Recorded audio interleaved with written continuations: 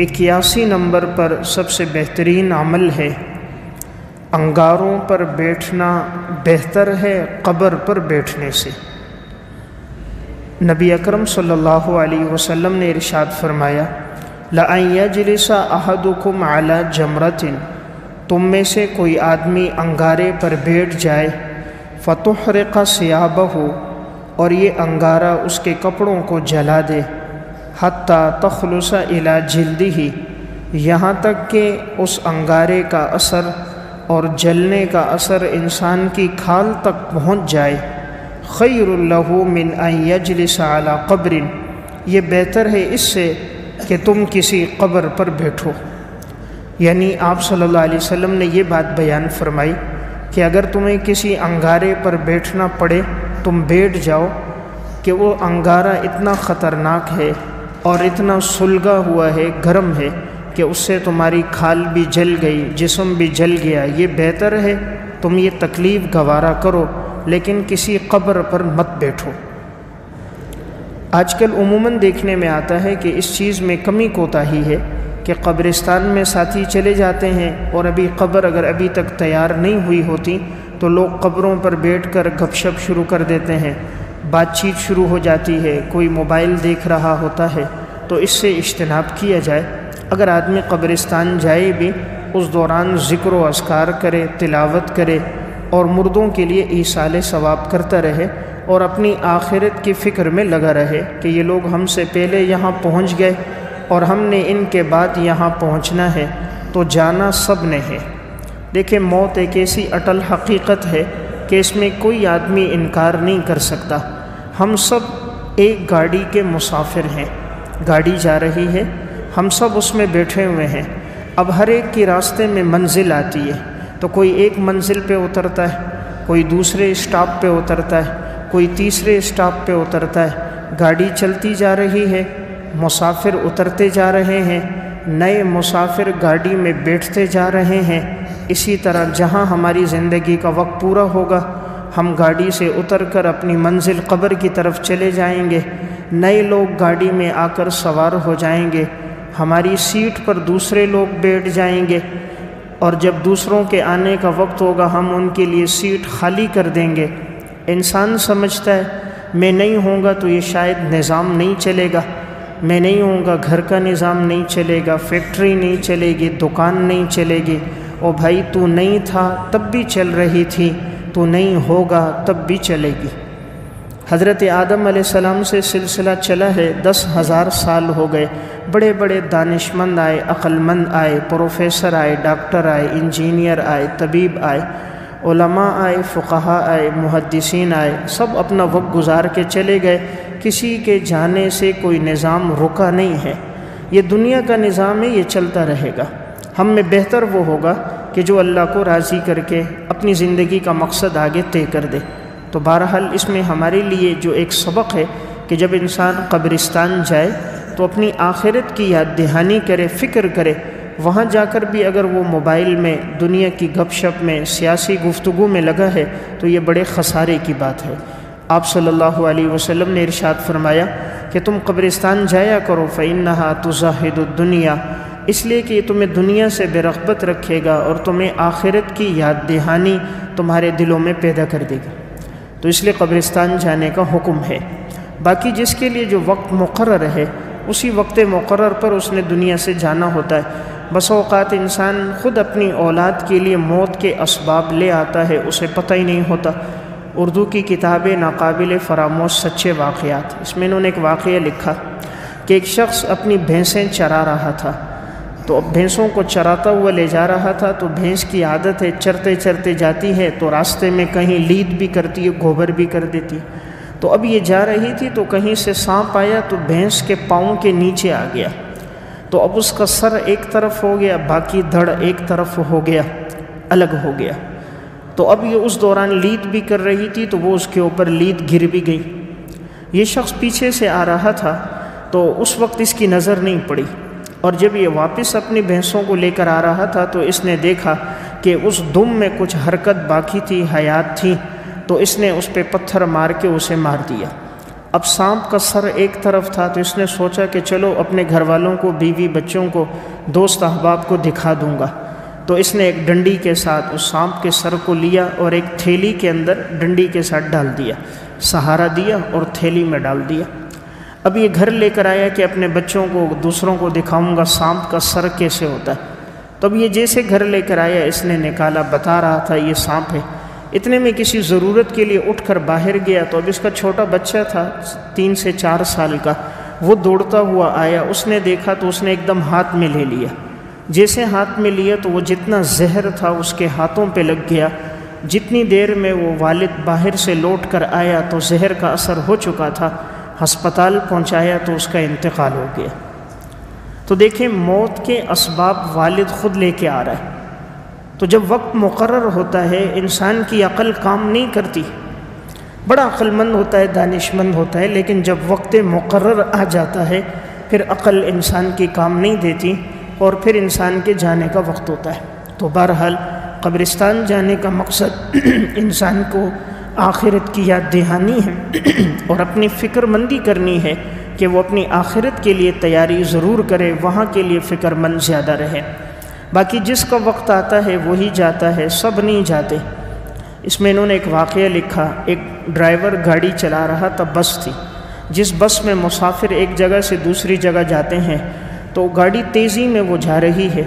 اچانک سامنے سے کوئی آدمی آیا، سفید ریش تھا، سفید کپڑوں میں، تو اب اس نے کہیں گاڑی کو ہاتھ دیا ہے، لوگوں کو نظر نہیں آیا بٹ ڈرائیور کو نظر آیا، ڈرائیور نے گاڑی روک دی۔ اچانک گاڑی رک گئی۔ کنڈکٹر نے دروازہ کھولا، باہر دیکھا، اسے کوئی مسافر نظر نہیں آیا، نیچے اترا، دائیں بائیں دیکھا، کوئی نہیں ہے۔ تو اب وہ دوبارہ پیچھے سے دروازے پہ مار رہا ہے اور کہہ رہا ہے کہ چلو چلو، یعنی کوئی موجود نہیں ہے، گاڑی چلائیں، آگے چلے۔ کافی دیر ہو گئی، دوبارہ مارا، تیسری دفعہ آواز دی لیکن گاڑی نہیں چلی۔ تو جب یہ کنڈکٹر آگے گیا اور جا کر دیکھا تو ڈرائیور جو تھا اسٹیئرنگ پہ سر رکھا ہوا تھا، اس نے ہلایا، پتہ چلا انتقال ہو گیا۔ انتقال ہو گیا گاڑی چلاتے چلاتے۔ تو آگے اسرائیل علیہ السلام تھا، چونکہ سب کو موت نہیں دینی تھی، سب کا وقت مقرر نہیں تھا، صرف اسی کا وقت مقرر تھا، تو اس لیے وہ سامنے انسانی صورت میں گویا آیا، اس نے گاڑی روکی ہے، اسٹیئرنگ پہ سر رکھا ہے، وقت پورا تھا، یہ چلا گیا۔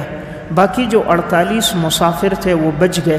تو جس کا وقت آ جاتا ہے، قرآن کہتا ہے لا یستأخرون منہ ساعۃ ولا یستقدمون، 1 سیکنڈ آگے بھی نہیں ہوتا، 1 سیکنڈ پیچھے بھی نہیں ہوتا، وقت مقرر پر انسان نے جانا ہے۔ تو اس لیے بہرحال قرآن ہمیں ایک ہدایت دیتا ہے کہ عقل مند انسان وہی ہے جو وہاں کی جواب دہی کی فکر کر دے، اور بے وقوف ہے وہ انسان جو اپنے اہل و عیال میں اتنا منہمک ہو جائے کہ اپنی آخرت کی فکر کو چھوڑ دے۔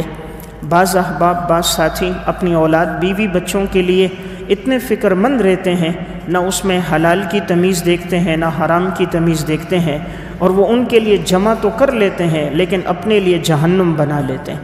اس لیے اللہ تعالیٰ نے قرآن کریم میں ارشاد فرمایا یا ایھا الذین آمنوا ان من ازواجکم و اولادکم عدوا لکم فاحذروہم، اے ایمان والو تمہاری بیویاں، تمہاری اولاد تمہاری دشمن ہے۔ اللہ تعالیٰ فرما رہے تمہاری بیویاں، تمہاری اولاد تمہاری دشمن ہے، فاحذروہم، ان سے بچو، وَإِن تَعْفُوا وَتَصْفَحُوا وَتَغْفِرُوا، اور اگر تم انہیں معاف کر دو، درگزر کرو، تو یقیناً اللہ بخشنے والا ہے، رحم کرنے والا۔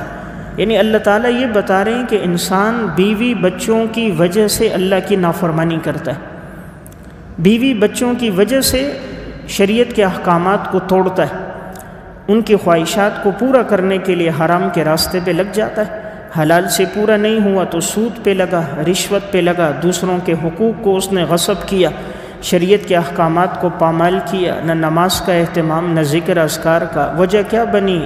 اہل و عیال، بیوی بچے۔ اس لیے قرآن کہتا ہے کہ یہ انسان کو اللہ سے دور کر دیتے ہیں۔ اسی لیے دوسرے مقام پہ فرمایا انما اموالکم و اولادکم فتنہ، مال اور اولاد آزمائش کی چیز ہے، اس لیے انسان ان کے لیے اتنے اس میں نہ لگے کہ اپنے اللہ کو بھول جائے۔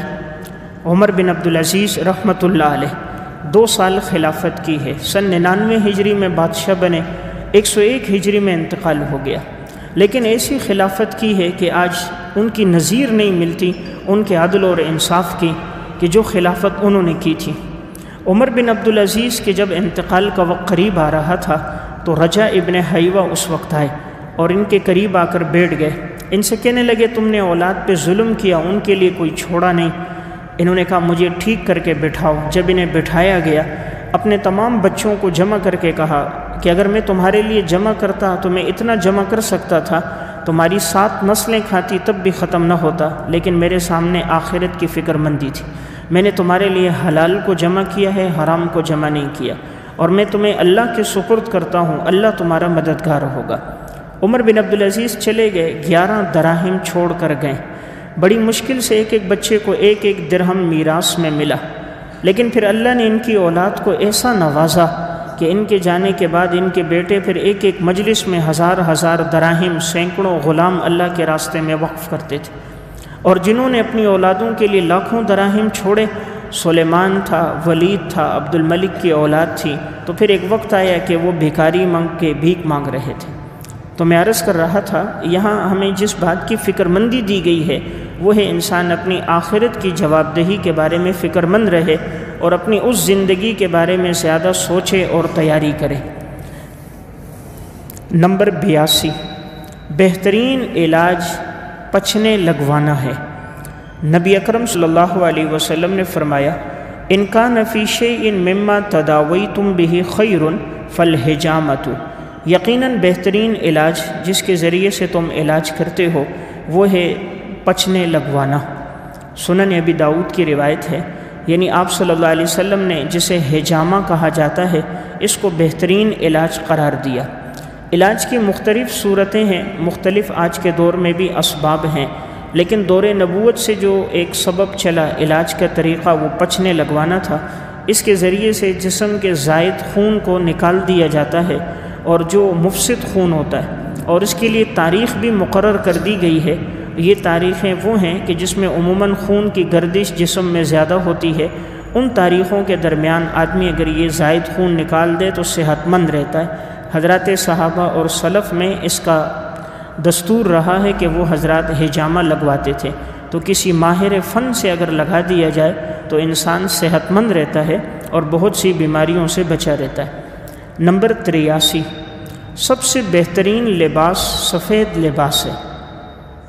سب سے بہترین لباس سفید لباس ہے۔ نبی اکرم صلی اللہ علیہ وسلم نے ارشاد فرمایا البسوا من ثیابکم البیاض، تم لوگ اپنے لباس میں سفید کپڑے کو اختیار کرو، فإنہا من خیر ثیابکم، یہ تمہارے کپڑوں میں بہترین کپڑا ہے، وکفنوا فیہا موتاکم، اور تم اپنے مردوں کو کفن سفید کپڑوں میں دیا کرو۔ سنن ابی داؤد کی روایت ہے، نبی اکرم صلی اللہ علیہ وسلم نے فرمایا بہترین لباس سفید لباس ہے۔ تو سفید لباس آپ صلی اللہ علیہ وسلم کو پسند تھا۔ اس کے اختیار کرنے سے پہلا فائدہ تو یہ ہوتا ہے کہ انسان گندگی سے، میل کچیل سے بچا رہتا ہے۔ دوسرا فائدہ یہ ہوتا ہے کہ ظاہر کا اثر باطن پر ہوتا ہے، تو جب ظاہر میں سفید لباس ہو اللہ اس کے باطن کو بھی منور کر دیتا ہے۔ اور تیسرا یہ کہ انبیاء صلحاء کا لباس ہے، تو اس کے اختیار کرنے سے اللہ تعالیٰ نیک لوگوں کی مشابہت، ان کی طرز زندگی کے مطابق زندگی گزارنے کی توفیق عطا فرماتا ہے۔ دیکھیں ہر ایک کا ایک یونیفارم ہوتا ہے۔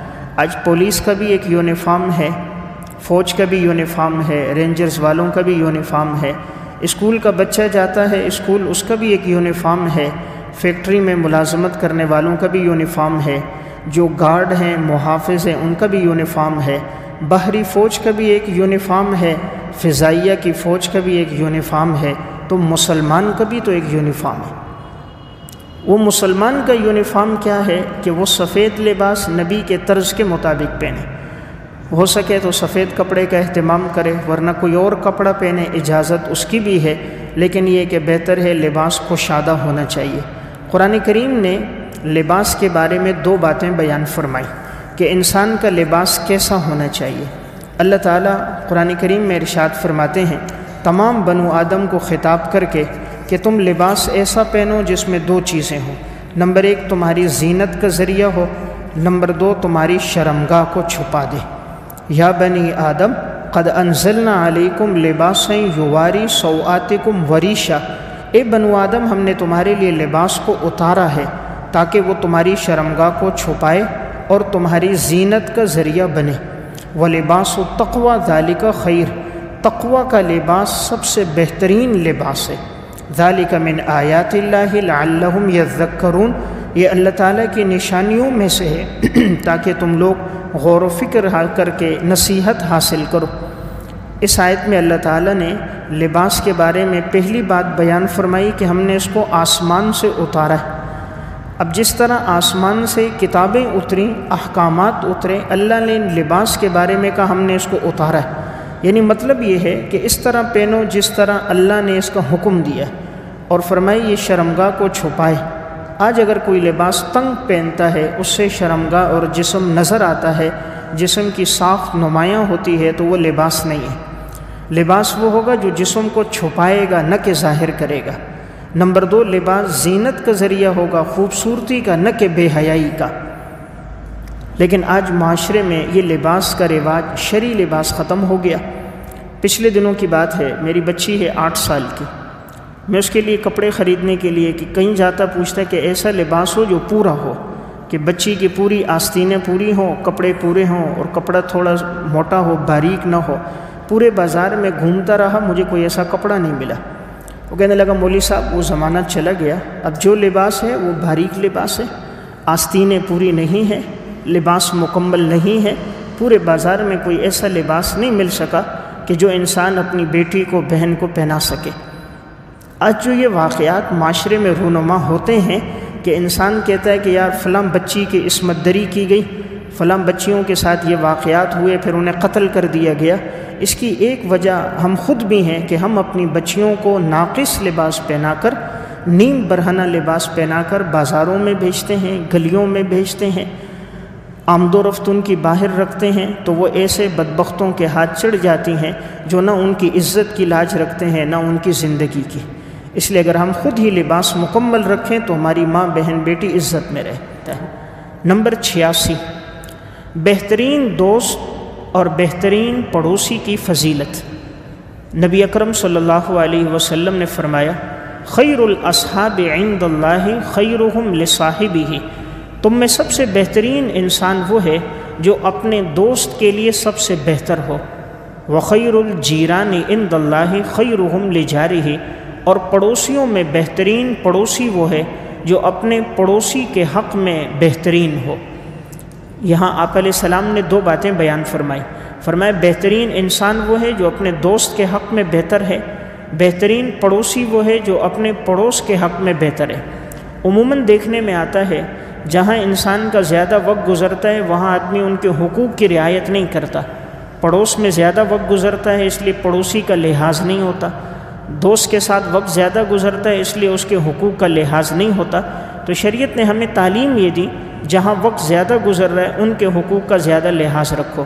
خاص طور پہ پڑوسی کے بارے میں آپ علیہ السلام نے فرمایا ما زال جبرائیل یوصینی بالجار حتی ظننت انہ سیورثہ، جبرائیل علیہ السلام نے مجھے پڑوسیوں کے بارے میں اتنی تاکید فرمائی کہ مجھے لگتا تھا کہیں پڑوسی میراث میں شریک نہ ہو جائیں، اتنی تاکید فرمائی۔ اس لیے اللہ نے وسعت دی ہو ہمارے آس پڑوس میں اگر کوئی مستحق ہو تو ان کے ساتھ تعاون کرنا چاہیے، اور وہ ہمارے تعاون کے سب سے زیادہ حقدار ہیں۔ حضرات سلف میں یہ بات دیکھنے میں آتی تھی، وہ پڑوسیوں کی بہت رعایت رکھتے تھے، بڑا خیال کرتے تھے۔ حضرت مولانا میاں اصغر حسین صاحب رحمۃ اللہ علیہ ایک دفعہ گھر میں فروٹ لے کر آئے، بچوں نے، گھر والوں نے کھایا، کچرا پھینکنے لگے تو انہوں نے کہا ابھی نہ پھینکو، پڑوس کے بچوں کی نگاہ پڑے گی، ان کو تکلیف ہوگی، ان کے گھر میں نہیں ہمارے گھر میں، ہماری اتنی وسعت نہیں کہ ہم ان کو کھلا سکیں۔ تو رات کا جب اندھیرا ہوا اس وقت وہ باہر لے کر گئے اور اس کچرے کو پھینکا کہ کسی پڑوسی کی نظر پڑے تو کہیں ایسا نہ ہو میں اس کی حق تلفی میں نہ آ جاؤں۔ یہ اتنا اہتمام کرتے تھے، ہر چیز کا حق ادا کرتے تھے۔ ایک دفعہ ان کے ساتھ علماء بیٹھے تھے، کھانا کھا رہے تھے، دسترخوان لگا ہوا تھا۔ جب سب نے کھانا کھا لیا تو دسترخوان اٹھانے کی باری آئی تو ایک نے کہا میں اٹھاتا ہوں۔ انہوں نے کہا تمہیں اٹھانے کا طریقہ آتا ہے؟ انہوں نے کہا حضرت طریقہ یہی ہے کہ جتنا کچرا ہے پھینک دوں گا، باہر صاف کر دوں گا، اس کا بھی کوئی طریقہ ہوتا ہے؟ فرمایا ہاں اس کا بھی طریقہ ہے۔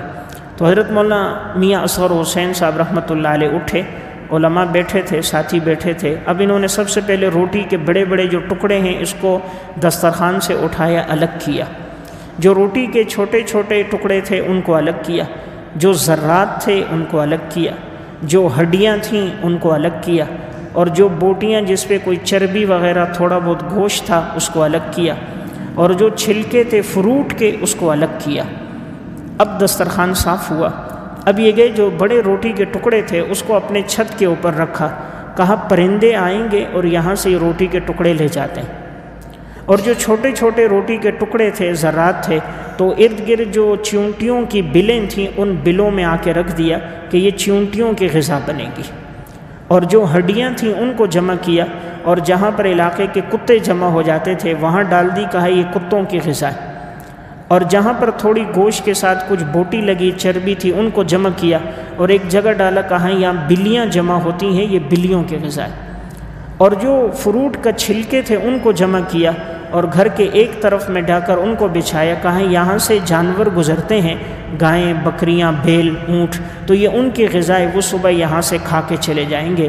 کہا یہ ہے دسترخوان صاف کرنے کا طریقہ۔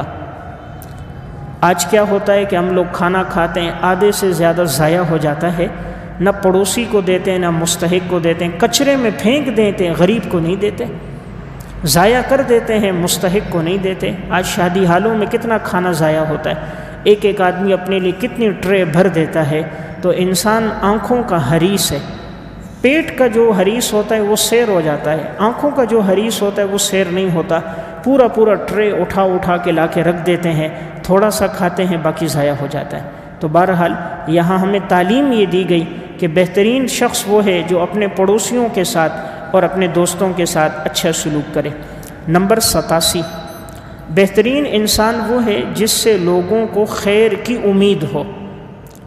بہترین انسان وہ ہے جس سے لوگوں کو خیر کی امید ہو۔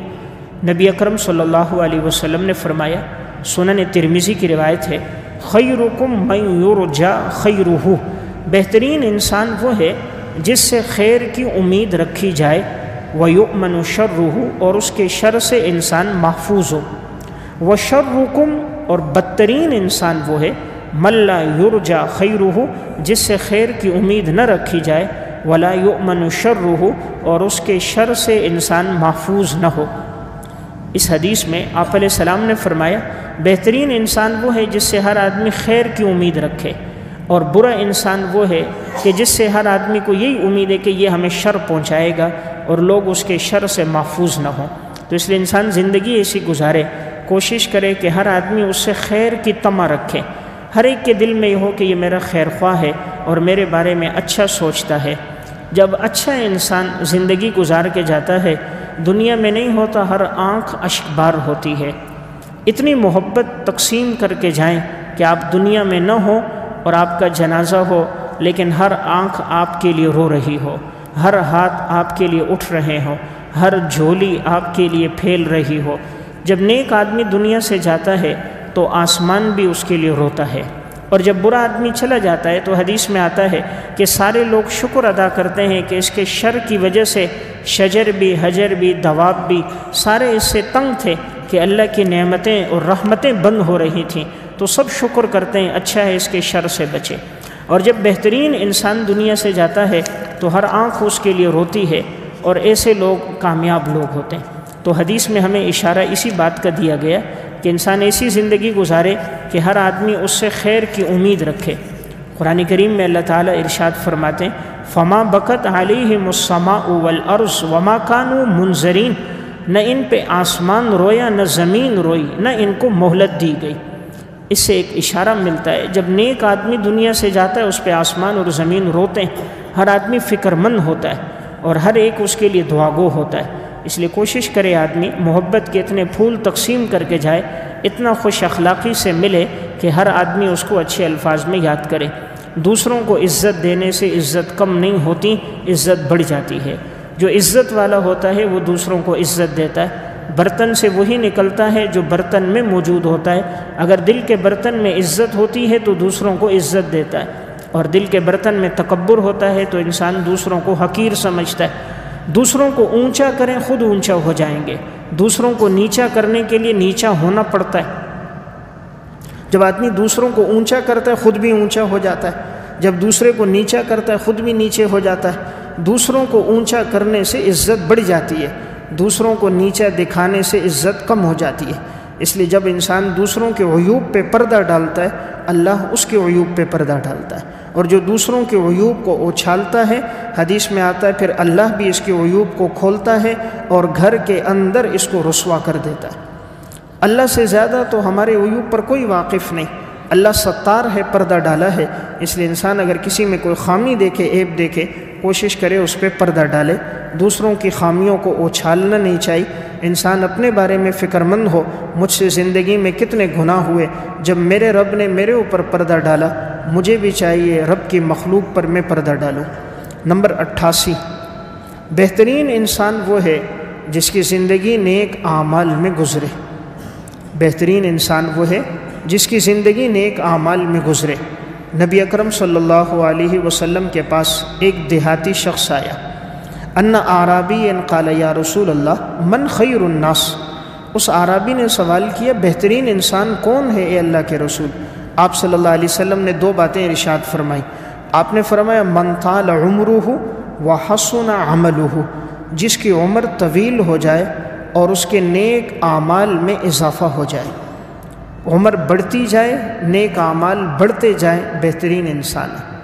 عمر بڑھتی جا رہی ہے، گناہ بڑھتے جا رہے ہیں، بدترین انسان ہے۔ جتنی عمر گزرے اگر رجوع اللہ بڑھ رہا ہے، خشیت میں اضافہ ہو رہا ہے، گناہوں پہ ندامت بڑھ رہی ہے، اعمال میں اضافہ ہو رہا ہے، نوافل تلاوت اذکار بڑھ رہے ہیں، بہترین انسان ہے۔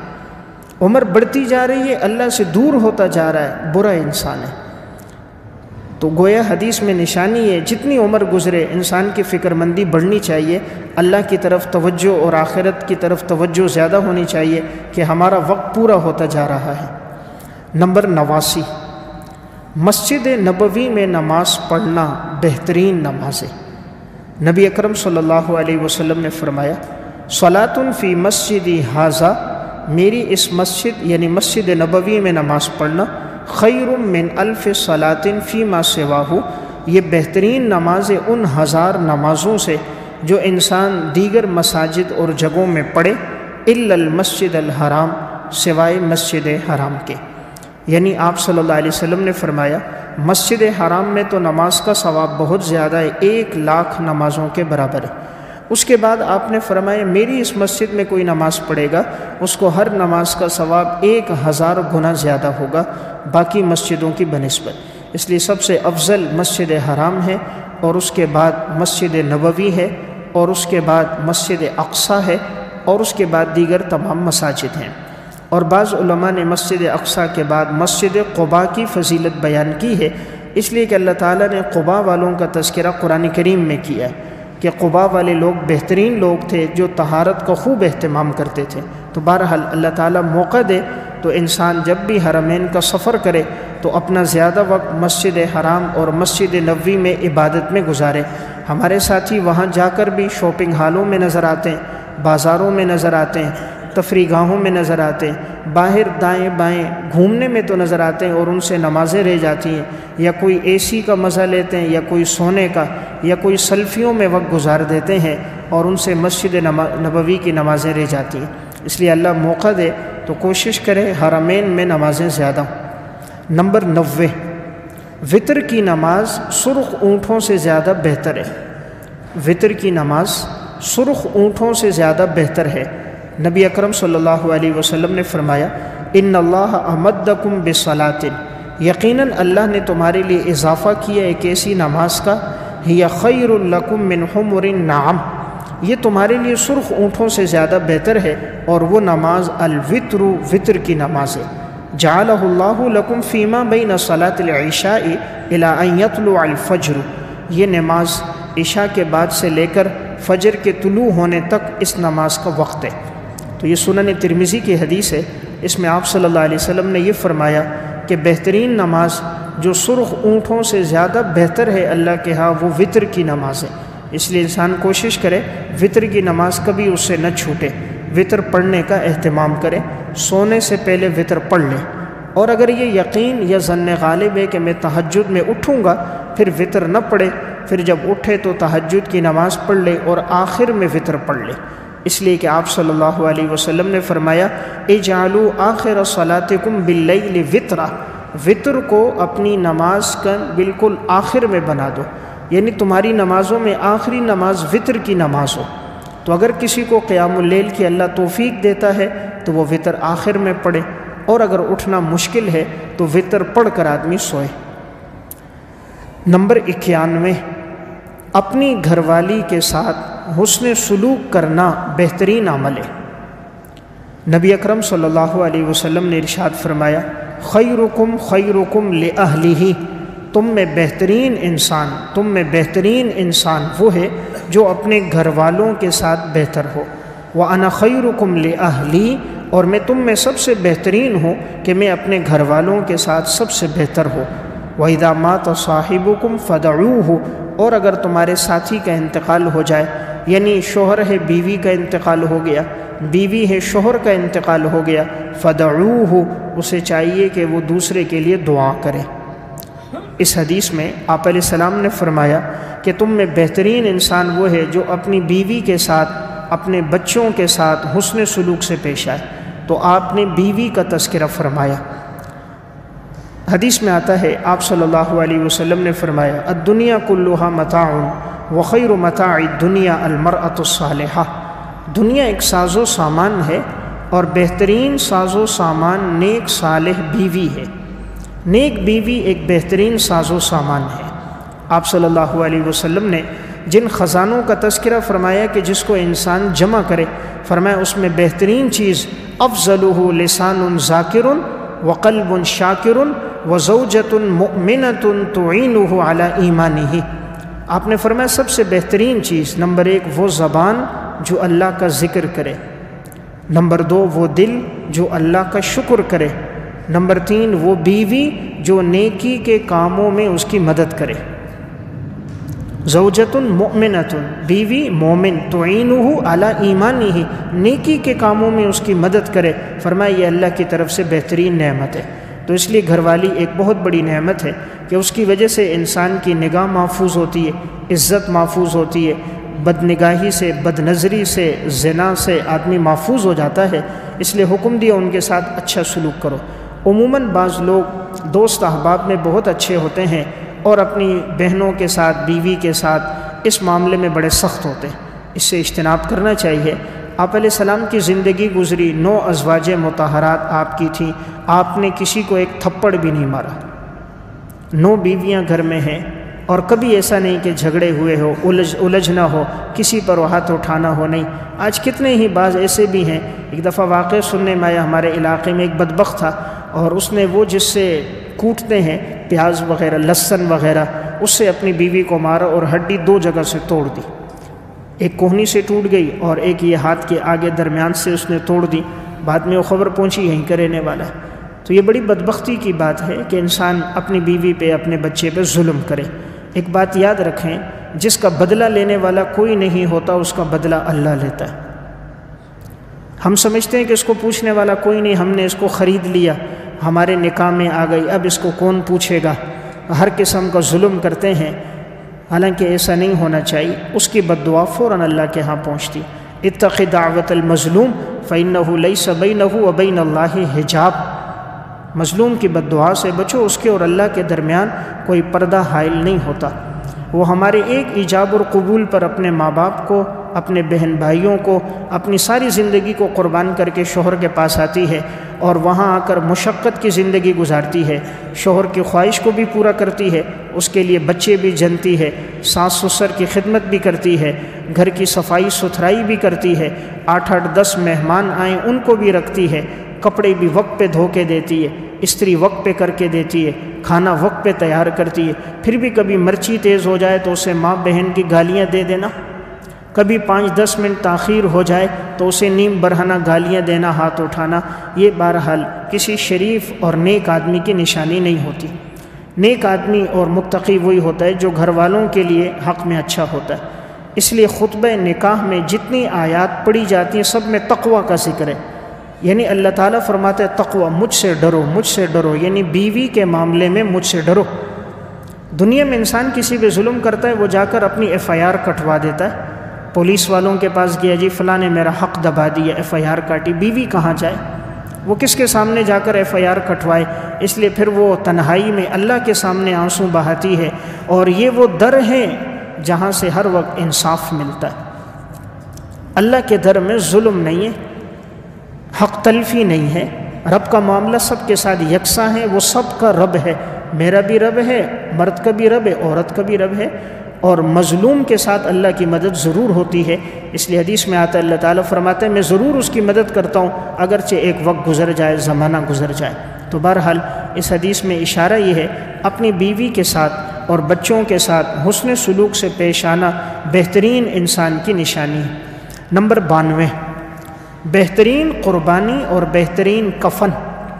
آپ صلی اللہ علیہ وسلم نے فرمایا خیر الاضحیۃ الکبش، بہترین قربانی دمبے کی قربانی ہے، وخیر الکفن الحلۃ، اور بہترین کفن وہ ہے جو مکمل کفن ہو، مکمل یعنی اس میں قمیص بھی ہو، ازار بھی ہو، لفافہ بھی ہو۔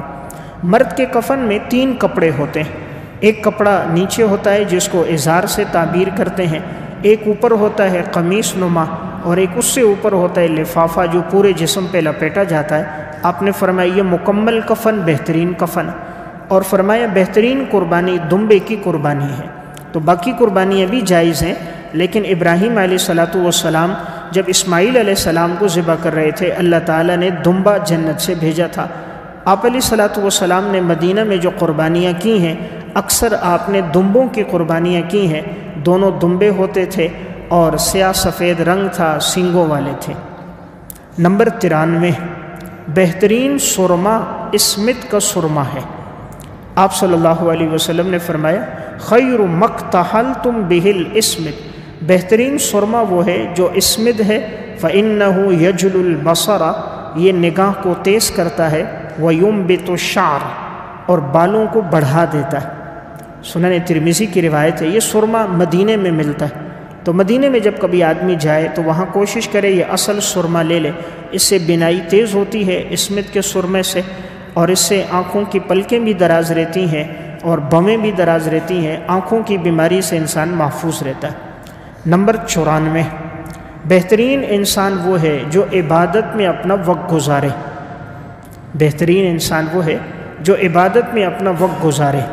حضرت ام مالک بہزیہ کہتی ہیں کہ میں نبی اکرم صلی اللہ علیہ وسلم کے پاس آئی، قلت یا رسول اللہ من خیر الناس فیہا، لوگوں میں بہترین انسان کون ہے؟ آپ علیہ السلام نے فرمایا رجل فی ماشیتہ یؤدی حقہا، وہ انسان کے جو بکریاں چراتا ہے اور وہ اپنی بکریوں کا حق ادا کرتا ہے، ویعبد ربہ، اور اپنے رب کی عبادت کرتا ہے، ورجل آخذ برأس فرسہ، اور وہ آدمی جو اپنے گھوڑے کی لگام پکڑے ہوئے ہے، یخیف العدو ویخیفونہ، وہ دشمن کو ڈراتا ہے اور دشمن اس کو ڈراتے ہیں، یعنی میدان جنگ میں اپنا وقت گزارتا ہے۔ تو بہرحال اس حدیث میں آپ صلی اللہ علیہ وسلم نے اس کو بہترین کہا جو حقوق اللہ اور حقوق العباد دونوں کو ادا کرے۔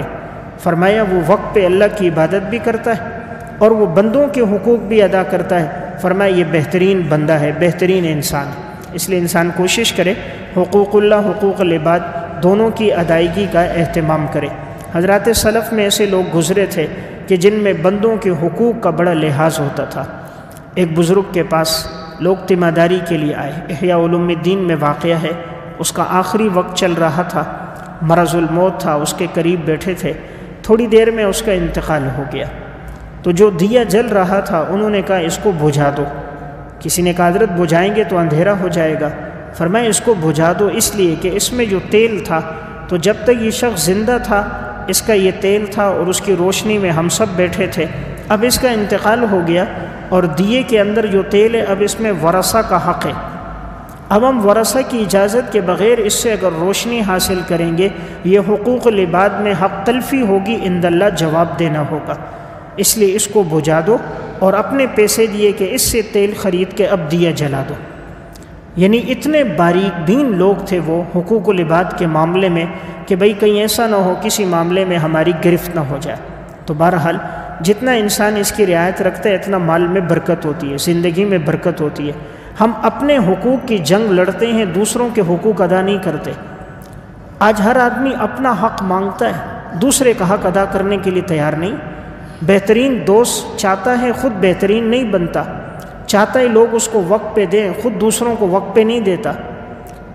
مطالبہ کرتا ہے کہ مزدور کو مزدوری پسینہ خشک ہونے سے پہلے مل جائے، لیکن اس کے لیے پسینہ نکالتا نہیں ہے، وقت پہ آتا نہیں ہے۔ تو ہر آدمی کا مطالبہ دوسرے سے تو ضرور ہے، اپنے حقوق میں کمی ہے۔ حضرات سلف میں کیا ہوتا تھا، کتنی ادائیگی کرتے تھے۔ طبقات الحنابلہ میں واقعہ، امام احمد بن حنبل کے پاس ایک عورت آئی مسئلہ پوچھنے کے لیے اور کہا میں روئی صاف کر رہی تھی اور میرے جو دیے میں تیل تھا وہ کم تھا، تو مجھے صحیح نظر نہیں آ رہا تھا۔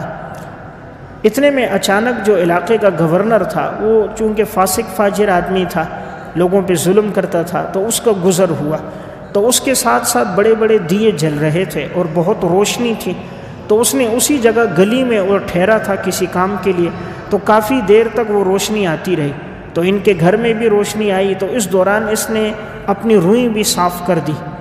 اب یہ اگلے دن مسئلہ پوچھنے آ رہی تھی کہ میں نے یہ جو روئی صاف کی ہے تو یہ اس کے دیے کی روشنی میں کیے ہے کہ جس میں جو تیل تھا وہ رعایا کا تھا، اور یہ شخص فاسق فاجر ہے، یہ اس کا حق خیال نہیں رکھتا، میں نے اس کی روشنی میں اپنی روئی کو صاف کیا ہے، کیا بیچتے وقت مجھے یہ بتانا چاہیے یا نہیں؟ حضرت نے فرمایا بتانا چاہیے۔ تو اس نے یہ کیا کہ وہ جب روئی فروخت ہوئی، ساری روئی کی قیمت اللہ کے نام پہ صدقہ کر دی، کہ اس میں مشتبہ رقم آ گئی، شبہ والی رقم آ گئی کہ میں نے صفائی کی اس روشنی پر میں نے کی ہے کہ جو روشنی محبوب نہیں تھی اور اس میں حرام کا پیسہ استعمال ہوا تھا۔ تو اس لیے میں ایک بات آپ کے سامنے عرض کر رہا تھا کہ جو چیز اللہ کے ہاں پسندیدہ ہے وہ ہے کہ انسان حقوق اللہ کے ساتھ حقوق العباد کی ادائیگی کا اہتمام کرے۔ علامہ ابن جوزی رحمۃ اللہ علیہ نے صفت الصفوہ میں ایک واقعہ بیان کیا، کہا کہ ایک عورت بازار میں گئی کپڑا خریدنے کے لیے، جب وہ کپڑا لے رہی تھی ایک دکاندار سے اس کی بات چیت ہوئی، تو یہ پردے میں تھی۔ بات چیت کے دوران اس نے اس سے کہا کہ میں چاہتی ہوں تم مجھ سے نکاح کر دو۔ اس نے کہا میرا تو نکاح ہوا ہے اور میرا تو ایک بیٹا بھی ہے۔ اس نے کہا نہیں، پھر بھی آپ مجھ سے نکاح کر دو، میرے شوہر کا انتقال ہوا، عرصہ ہو گیا، مجھے نکاح کی ضرورت ہے۔ اس نے پہلے انکار کیا لیکن عورت نے اصرار کیا تو یہ نکاح پہ راضی ہو گیا، نکاح کر دیا۔ علامہ ابن جوزی صفت الصفوہ میں لکھتے ہیں اس کا نکاح ہو گیا۔ اب اس نے اس سے کہا تھا میں کبھی 2 دن 3 دن کے بعد تیرے پاس آؤں گا دوپہر میں، باقی رات میں اپنے گھر میں ہی گزاروں گا، میں تمہیں زیادہ وقت نہیں دے سکوں گا۔ وہ راضی تھی، کوئی مسئلہ نہیں، تم میرے پاس کبھی بھی آؤ، تو میرے حقوق کی ادائیگی کے لیے وہ وقت کافی ہے۔ اب اس کا نکاح ہو گیا تو یہ گھر والوں کے پاس آتا، تو گھر والی کو کچھ اندازہ ہوا کہ ہر 2 دن تیسرے دن یہ دوپہر کے وقت چلا جاتا ہے، کہاں جاتا ہے؟ تو اس نے اپنی خادمہ سے کہا دیکھو یہ کہاں جاتا ہے۔ تو خادمہ پیچھے سے گئی، اندازہ لگایا کہ وہ دوسرے محلے میں ایک گھر میں گیا، وہاں سے کچھ دیر کے بعد واپس اس نے ارد گرد کے لوگوں سے پوچھا تو پتہ چلا کہ انہوں نے کہا کہ اس کی یہاں شادی ہوئی ہے اور اس کی یہ گھر والی ہے، تو یہ کبھی ہفتے میں 2 دن کبھی 3 دن یہاں آتا ہے۔ خادمہ نے آ کر اس کی پہلی گھر والی کو بتا دیا۔ پہلی گھر والی کو پتہ چل گیا لیکن اس نے اظہار نہیں کیا، اس نے اپنے شوہر کو نہیں کہا کہ تو نے شادی کیوں کی۔ اس نے کہا شریعت نے اس کو اجازت دی ہے، اگر اس نے کر لی ہے تو کرنے دو، میرے حقوق ادا کر رہا ہے، مجھے خرچہ دے رہا ہے۔ اب اس نے اس پر کبھی ظاہر نہیں ہونے دیا۔ چند مہینے ہی گزرے تھے، اللہ کا کرنا اس کے شوہر کا انتقال ہو گیا۔ جب انتقال ہوا تو اب اس نے جب اس کا مال اور میراث جمع کیا تو ساری میراث کے اندر جو رقم بن رہی تھی وہ 8000 درہم تھی، 8000 درہم۔ تو اب چونکہ بیٹا ایک ہی تھا، شریعت کا حکم یہ ہے کہ اگر بیویاں کی اولاد نہ ہو تو اس کو سمن ملتا ہے، اور اگر اولاد ہو تو اس کو ربع ملتا ہے، چوتھائی حصہ۔ اب ان لوگوں نے باقی حصہ بیٹے کے لیے رکھ دیا، اور اب چونکہ یہ 2 بیویاں تھیں انہوں نے اپنا حصہ نکالا، تو اس نے اپنا حصہ نکالا اور اپنی دوسری سوکن کا حصہ نکالا، اور وہ پیسے اپنی خادمہ کو دیے کہ جا کر اس کو دے دو، اور اس کو اطلاع بھی دے دو کہ شوہر کا انتقال ہو گیا اور میراث میں جو بیٹا تھا باقی اس کو دے دیا، جو ہمارا حصہ بنتا تھا وہ ہم نے حصہ رکھ دیا ہے اور یہ تمہارا حصہ ہے۔ جب لے کر اس کے پاس گئے، اس کو بتایا تو اس کو بڑا صدمہ ہوا کہ شوہر کا انتقال ہو گیا، تو اس نے وہ رقم لی نہیں، واپس کر دی۔ کہا تم واپس کیوں کر رہی ہو؟ تو اس نے کہا اس نے مجھ سے 2 مہینے پہلے کسی بات پہ ناچاکی پہ مجھے طلاق دے دی تھی، تو لہٰذا میں اس کی اب بیوی نہیں تھی تو اس میں میرا حق نہیں بنتا۔ حالانکہ ایک بڑی رقم تھی، اگر وہ چاہتی اپنے پاس روک کے رکھ سکتی تھی۔ اس نے کہا نہیں، میرے شوہر نے مجھے طلاق دی تھی پہلے، اب میں اس کی بیوی نہیں ہوں، لہٰذا یہ میرا حق نہیں ہے، یہ تمہارا ہی حق ہے اور تم اس کو اپنے پاس لے لو۔ تو دیکھیں ان دونوں سوکنوں میں حقوق العباد کتنا ہے، اللہ کا ڈر کتنا ہے۔ پہلی بیوی بھی کبھی جھگڑنے کے لیے دوسرے کے پاس نہیں گئی، نہ کبھی شوہر کو تانا دیا، اور اگر چاہتی سارے مال پہ خود قابض ہو جاتی، لیکن اس نے مال میں دوسری بیوی کا حق نکالا، اس تک پہنچایا، اور دوسری کے دل میں بھی کتنا اللہ کا ڈر ہے کہ مجھے طلاق دے دی ہے تو یہ میرا حق نہیں بنتا، یہ تمہارا ہی حق ہے، انہوں نے بھی وہ رقم واپس کر دی۔ تو یہ ہے حقوق العباد کی ادائیگی، جتنا انسان اس کا اہتمام کرتا ہے اس کے مال میں برکت ہوتی ہے۔ نمبر 95، بہترین انسان وہ ہے جو فتنوں سے دور رہتا ہے۔ بہترین انسان وہ ہے جو فتنوں سے دور رہتا ہے۔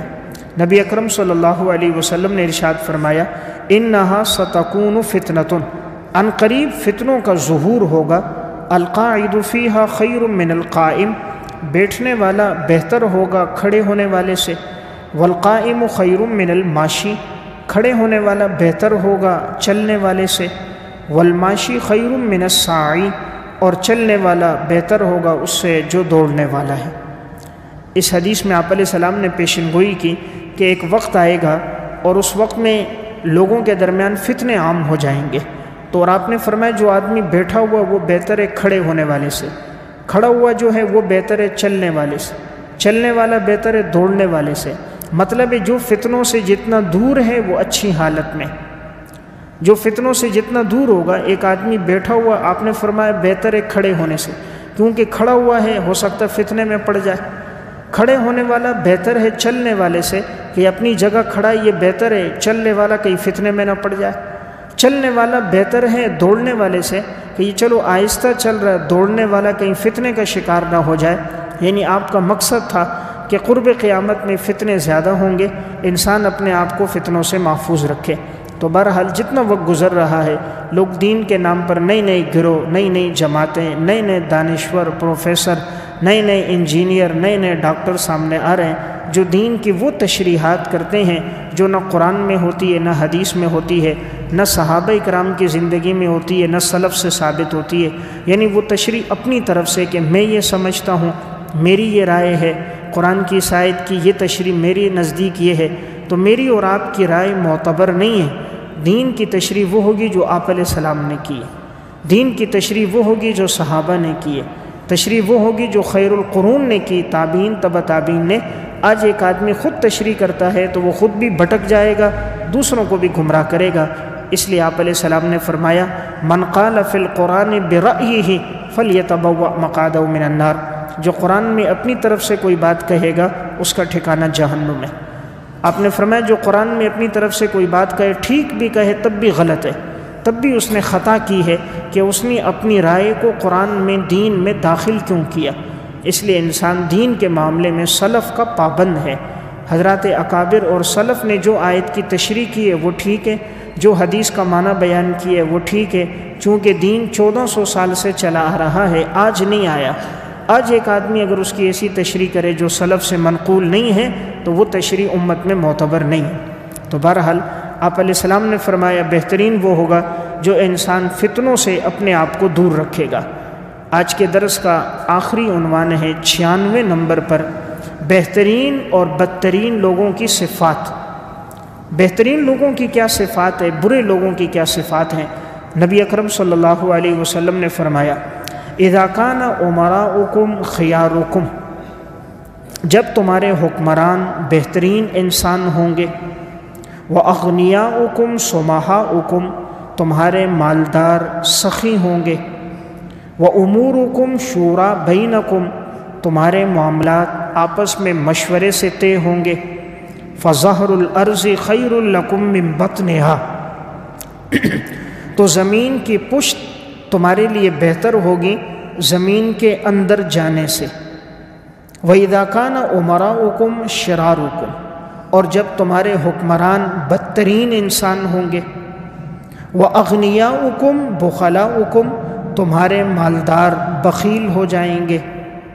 وَأُمُورُكُمْ إِلَى نِسَائِكُمْ، تمہارے معاملات عورتوں کے سپرد ہو جائیں گے۔ فَبَطْنُ الْأَرْضِ خَيْرٌ لَكُم مِّن ظَهْرِهَا، تو پھر تمہارا زمین کے اندر چلا جانا بہتر ہوگا زمین کی پشت پہ رہنے سے۔ تو آپ صلی اللہ علیہ وسلم نے اس حدیث میں 3 بہترین لوگوں کی صفات بیان کی اور 3 برے لوگوں کی صفات بیان کی۔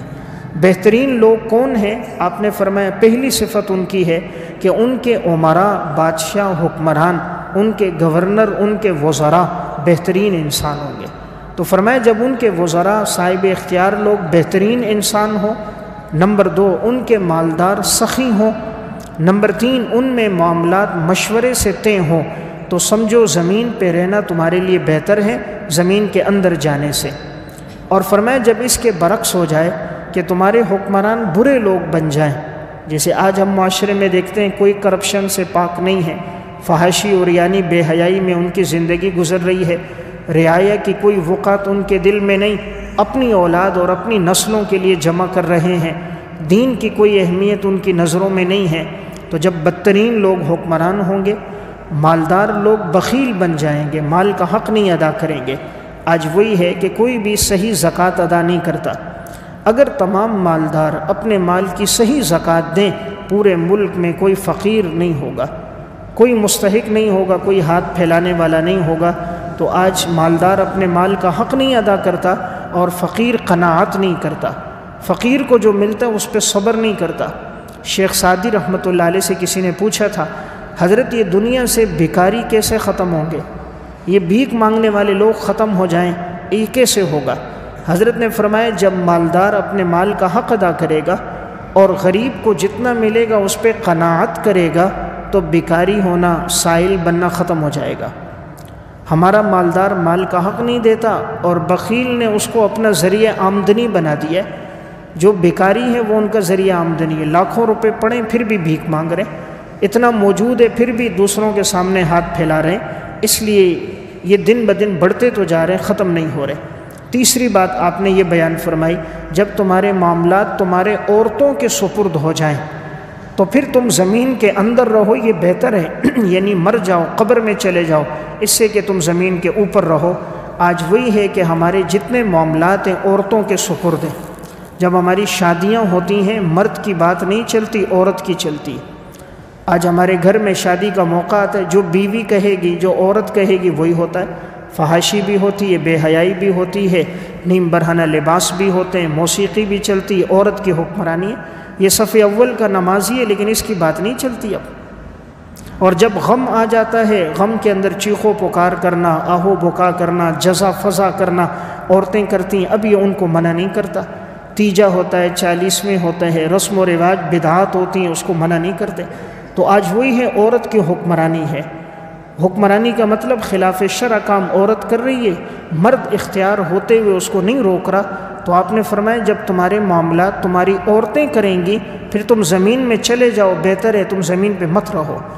اللہ نے مرد کو حکمران بنایا، مرد کو صاحب اختیار بنایا کہ اختیارات سارے مرد کے پاس ہیں۔ اس کو چاہیے کوئی بھی کام کرنا ہو وہ سب سے پہلے قرآن و سنت اور شریعت کو دیکھے، اس کے بعد اپنے معاملات کو طے کرے۔